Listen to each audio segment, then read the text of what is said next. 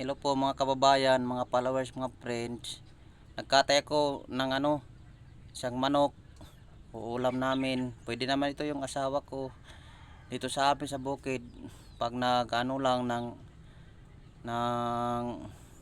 hayop na manok, makakakatay, panulam.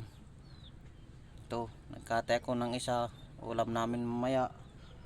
Kasi wala namang pambili ng ulam. Ito, ihaw na lang ako ng isang chicken. Ito, native.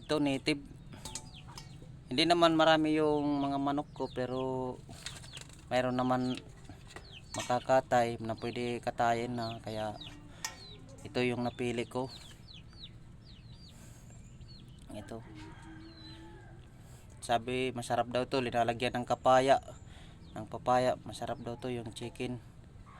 Ito, lagyan ko ng papaya mamaya. Maraming salamat po sa panonood nyo mga followers, mga friends. Taga Barangay Sapsap kami, Pastrana Leyte. God bless you po, ingat po kayo. Thank you very much. Ito, lagyan ko ng papaya ngayon. Ulam namin na manok, native na manok. Thank you very much po.